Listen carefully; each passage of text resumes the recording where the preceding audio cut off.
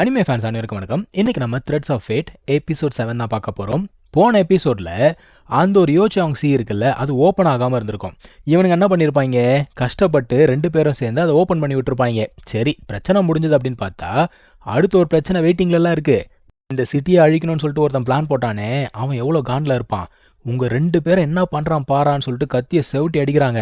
அது போர்ட்டல் மாதிரி இருக்குது, அதுக்குள்ளே பூந்து வந்து ஜாங்லி கழுத்திலே சொருகிடுமா. நம்ம ஹீரோ அதுக்கப்புறம் தான் நோட்டீஸே பண்ணுறாங்க. அவன் என்ன பண்ணுறான், வேகமாக அவனை பிடிச்சி கீழே கொண்டு வரான். கொண்டு வந்துட்டு என்ன சொல்கிறான், டே இங்கே பாடுறா, என்ன பாரு, கண்ணை திறந்து பாடுறா, கண்ணை மூடாத, சொன்னா கேள்றா, இங்கே பாரு நீ உயிரோட இருக்கணும் அப்படின்னு கத்திக்கிட்டு இருக்கான். அவன் பூப்போ பேரை சொல்லி பேச ஆரம்பிக்கிறாங்க. இவன் என்ன சொல்கிறான், இங்கே பாரு பேசாதரா, அமைதியா இரு அப்படிங்கிறான். ஜாங்லி என்ன சொல்கிறான், என் மாஸ்டர் சொன்னார், இந்த மாதிரி அந்த டிசாஸ்டரை சரி பண்ண வேண்டிய பொறுப்பு என்னுடைய தான் அப்படின்னாரு. நீ எனக்கு ஒரு ப்ராமிஸ் பண்ணிய ஞாபகம் இருக்கா, கண்டிப்பாக அதை நீ செஞ்சே ஆகணும் அப்படிங்கிறான். ஆக்சுவலாக என்ன ப்ராமிஸ் பண்ணியிருப்பானா, பூப்போ சொல்லியிருப்பான், இந்த மாதிரி உன்னால் முடியல அப்படின்னு வச்சுக்கோ, ஏன் நீ கவலைப்படாத, நான் இருக்கேன், அதை நான் செஞ்சு முடிப்பேன் அப்படின்னு சொல்லியிருப்பான்.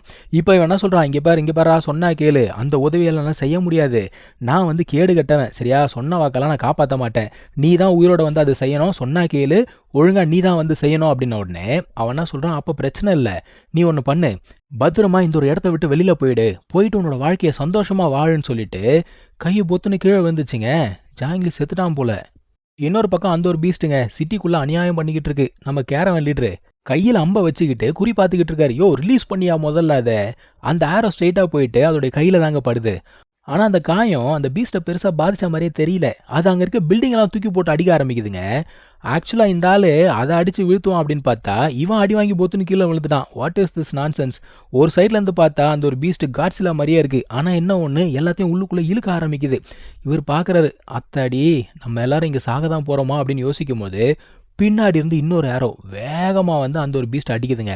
அடித்தோடனே அந்த பீஸ்ட் ஃப்ரீஸ் ஆகிடுச்சு. யாரா அப்படின்னு பார்த்தா இவரோட பையன்தான், வேற யாரு.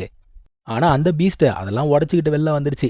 இப்போ இவன் அவங்க அப்பாவை கேட்குறான், எனக்கு நீங்கள் ஒரு சொல்லி கொடுத்தீங்களே ஞாபகம் இருக்கா அப்படின்னு கேட்குறான். அவர் என்ன சொல்கிறாரு, டேய் எனக்கு இன்னும் அந்தளவுக்கு வயசாகலை, எனக்கு ஞாபகம் இருக்குடா அப்படிங்கிறாருங்க.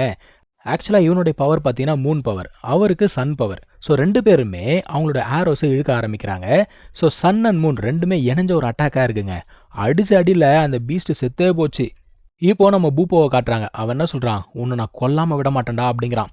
அவன் என்ன கேட்குறான், எது கொல்ல போறியா, டேய் கொஞ்ச நேரத்துக்கு முன்னாடி அந்த ட்ரெஷரை ஆக்டிவேட் பண்ணணும் அப்படிங்கிறதுக்காக உன்னோட எனர்ஜி எல்லாத்தையும் ஸ்பெண்ட் பண்ணி முடிச்சுட்ட, எந்த எனர்ஜி வச்சு சண்டை போட போகிற, உன்னால் கத்தியை கூட தூக்க முடியாதுடா அப்படிங்கிறான். ஆக்சுவலாக இவன் பேசினதோட நிறுத்தாமல் அடிக்க ஆரம்பிக்கிறாங்க.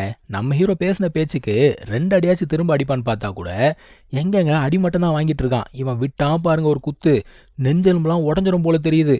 இவன் என்ன சொல்கிறான், டேய் திரும்ப சண்டை போடுறா அப்படின்னு சொல்லிட்டு போட்டு பயங்கரமாக அடிக்கிறாங்க. அவன் தான் திரும்ப அடிக்கலன்னு தெரியுதுல்ல, அப்புறம் என்னத்துக்கு ஹல்க்கு மாதிரி போட்டு அடிச்சுக்கிட்டே இருக்க. இதில் வேற அவன் சொல்லி சொல்லி அடிக்கிறாங்க, உன்னால தான் என் பிளான் எல்லாமே வீணாக போச்சு, உன்னை விட மாட்டேன்னு சொல்லிட்டு செம்மடி அடிக்கிறாங்க. இப்போ நம்ம ஹீரோடைய மைண்டுக்குள்ளே என்ன நடக்குது அப்படிங்கிறத காட்டுறாங்க. அவன் யாரோ ஒருத்தர்கிட்ட பேசிக்கிட்டு இருக்கான். அவர் என்ன சொல்கிறாரு, இங்கே பாரு சொன்னா கேளு, இதை இதோட நிப்பாட்டிக்கோ அப்படிங்கிறாரு.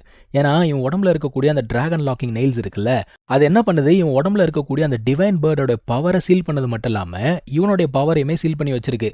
அதனால தான் இவனால் வந்து சண்டை போட்டு ஜெயிக்க முடியலங்க. ஆக்சுவலாக இவர் வந்து இவனோட டீச்சர் போல தெரியுது. சின்ன வயசுலேருந்தே நம்ம ஹீரோ அந்த நெயில்ஸை எடுக்கணும் அப்படின்னு சொல்லிட்டு ட்ரை பண்ணிட்டு இருந்திருக்கான்.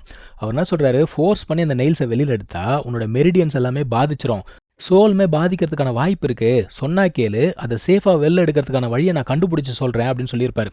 இவன் என்ன சொல்கிறான், இல்லைங்க என்னை மன்னிச்சுக்கோங்க, இந்த முறை என்னால் வெயிட் பண்ண முடியாது, ஏன்னா நான் செய்ய வேண்டிய முக்கியமான வேலை ஒன்று காத்துக்கிட்டு இருக்கு அப்படிங்கிறான். அதான் அவர் கேட்குறாரு, திரும்ப எப்போ வருவ அப்படின்னு கேட்குறாரு. நான் சீக்கிரமாகவும் வரலாம், இல்லை வராமையும் போகலான்னு சொல்லிட்டு அவன் பாட்டுக்கு நடந்து வந்துட்டான். அந்த இடத்துல லோட்டஸ் மாதிரி ஒன்று பறந்து வந்துகிட்டே இருக்கு. இது நல்லா பார்த்தீங்கன்னா யாருடைய பவர், நம்ம ஜாங்லியோட பவர். கரெக்டா. இவன் என்ன சொல்கிறான், டேய் இந்த உலகத்தில் ஒரு சில விஷயங்கள்லாம் விதிக்கப்பட்டதுரா. உதாரணத்துக்கு சொல்லணும்னா இந்த சிட்டி அது அழியணும் அப்படிங்கிறது விதி, இன்னொன்று நீ இன்னைக்கு சாகணும் அப்படிங்கிறது விதின்றான். ஆனால் நம்ம ஹீரோ மைண்டில் என்ன ஓடிக்கிட்டு இருக்கு, அந்த நெயில்ஸை வெளியில் புல் பண்ணால் இவனோட மெரிடியன்ஸ் உடஞ்சிரும், இவனோட சோல் உடஞ்சிரும். இருந்தாலும் அவன் என்ன சொல்கிறான், கரெக்டு தான், நீ சொன்னது கரெக்டு தான், எல்லாமே விதிக்கப்பட்டது தான் அப்படின்னு சொல்லிட்டு அந்த பூ கையில் பட்ட உடனே அவனுக்குள்ளே பயங்கரமான எனர்ஜி உள்ளுக்குள்ளே வர ஆரம்பிக்குதுங்க. இவன் யோசிக்கிறான், என்னடா கொஞ்ச நேரத்துக்கு முன்னாடி தான் சாவோடைய விளிம்பில் இருந்தான், இப்போ உடம்புக்குள்ளே ஏகப்பட்ட எனர்ஜி போதே, ரொம்ப அன்நேச்சுரலாக இருக்கேன்னு சொல்லிட்டு யோசிக்கிறான். நம்ம ஹீரோ அவனுக்குள்ளே சொல்லிக்கிறான், மாஸ்டர் என்னை மன்னிச்சுக்கோங்க, இந்த டிராகன் லாக்கிங் நெயிலை நான் இன்னைக்கு வெளியில் எடுக்க போகிறேன்னு சொல்லிட்டு எங்கேருந்து எடுக்கிறான், ஸ்பைனல் கார்டு கிட்ட இருந்து எடுக்கிறாங்க. அவன் பார்க்கறதுக்கு அது கத்தி மாதிரி இருக்குது. இப்போ நம்ம ஹீரோ சண்டை போடுறத பார்த்தீங்கன்னா, ஒரு மாரி அசுரா மாரி சண்டை போடுறாங்க. இவ்ளோ நேரம் அடி வாங்கிட்டு இருந்தவன், இப்ப சிறப்பா திரும்பி அடிக்க ஆரம்பிக்கிறான். ஆப்பனன்ட்டுக்கு இன்னமுமே நம்ம ஹீரோடைய பவர பத்தி முழுசா தெரியல. அதனால கொஞ்சம் நக்கலா தான் பேசிட்டு இருக்கான்னு வச்சுக்கோங்க.